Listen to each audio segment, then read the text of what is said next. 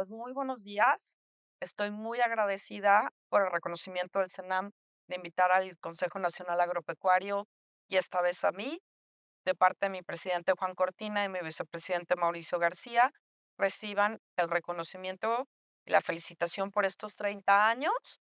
Pues la verdad es un gusto y un privilegio compartir esto con ustedes. La normalización, ¿no? Como tal, porque es retos para poder aplicar la metodología dentro de las normas alimentarias. Y entonces, no lo desconoce. ¿En qué estructura, en qué marco legislativo se encuentran las normas? En la Ley de Infraestructura de la Calidad.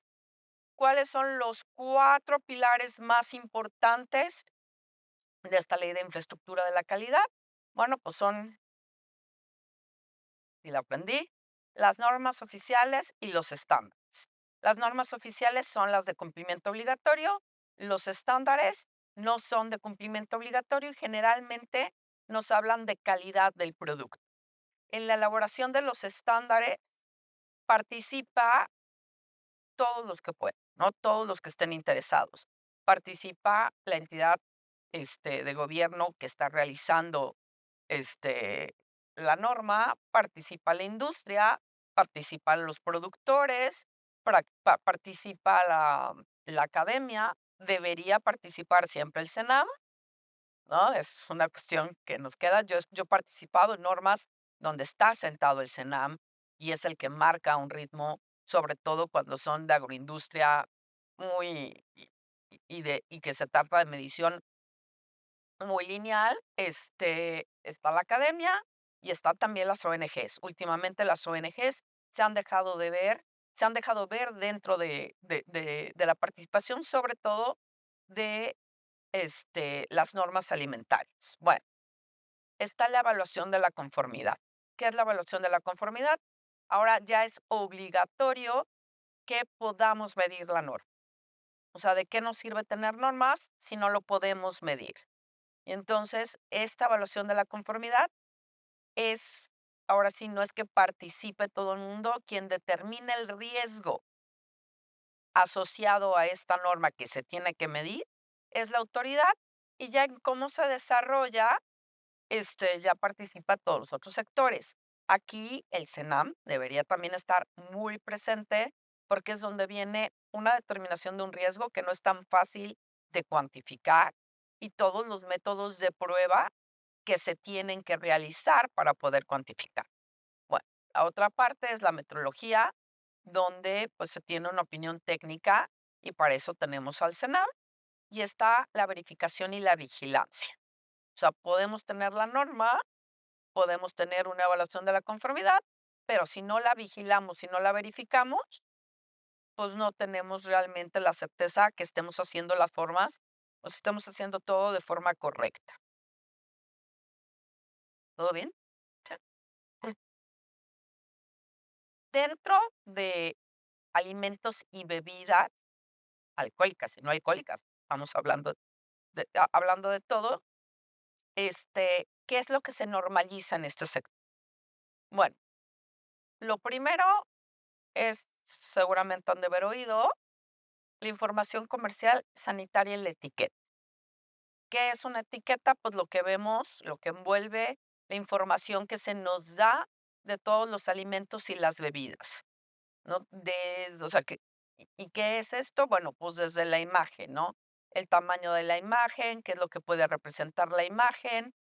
Ya dijeron que, por ejemplo, pues si es sabor piña, no puedes poner una piña porque entonces estás sugiriéndole que está comiendo piña, pero no es piña.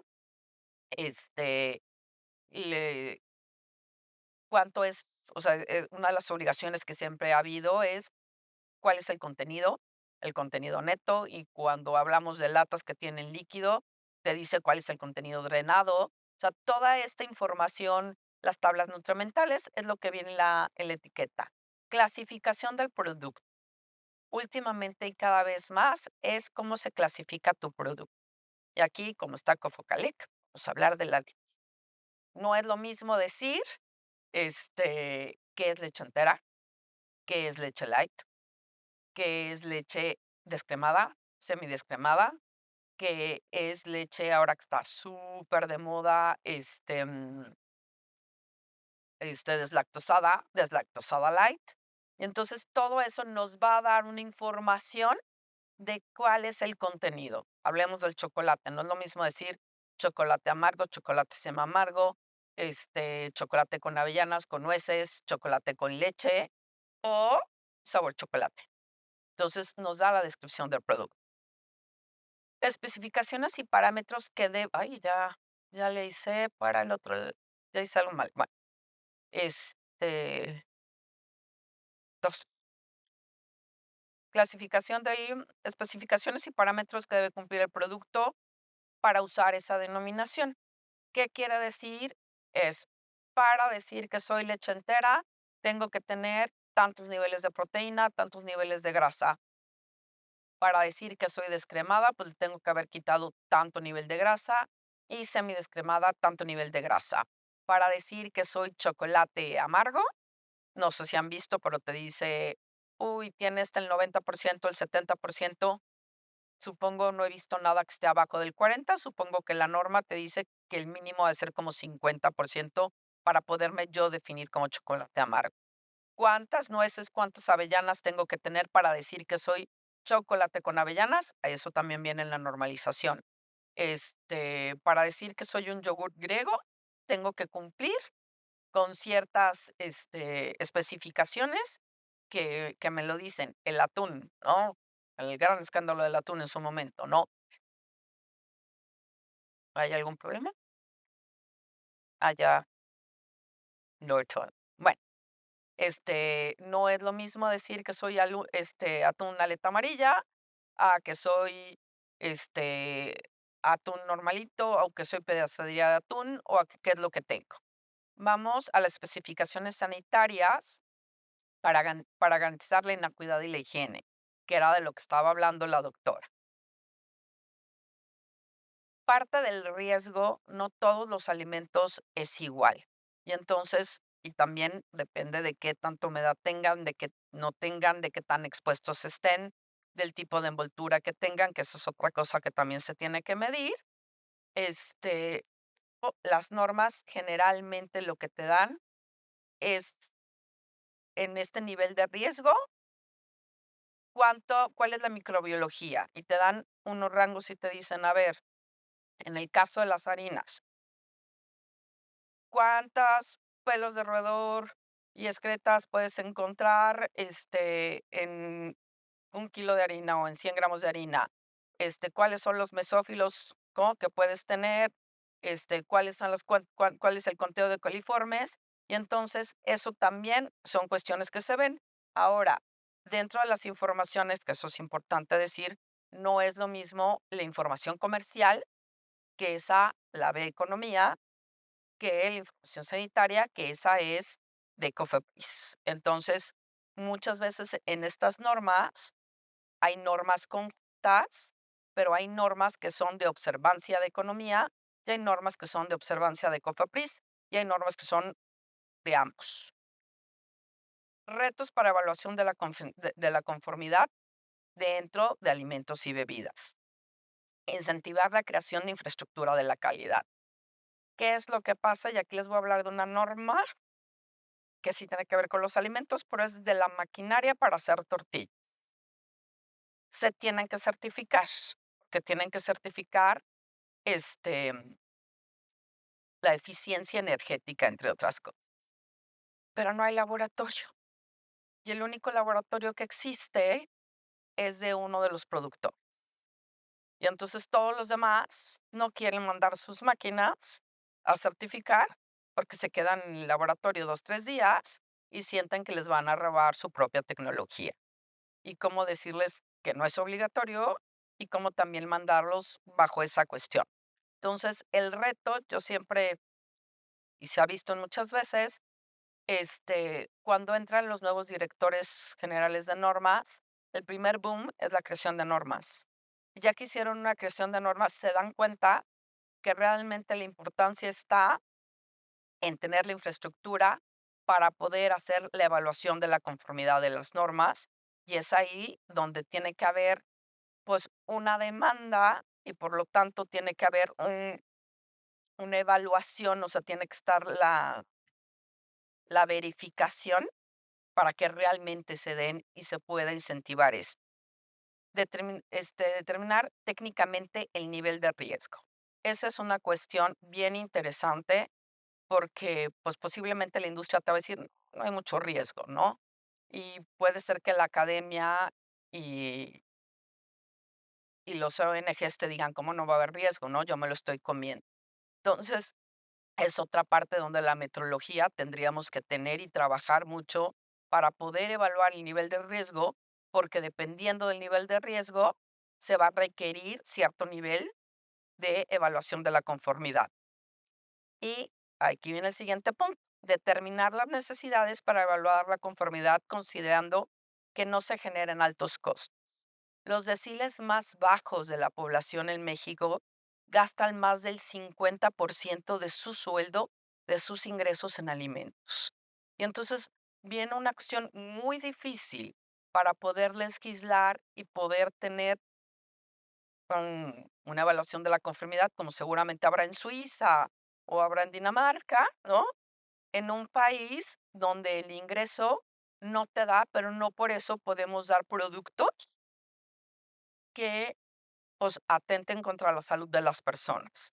Y entonces, ¿qué es esta parte de primera parte? Generalmente la primera parte quiere decir que el productor hace la evaluación de la conformidad. Si yo produzco, tengo que tener mis estándares, mis puntos claves para entender que mi proceso está a salvo y que no hay ningún problema.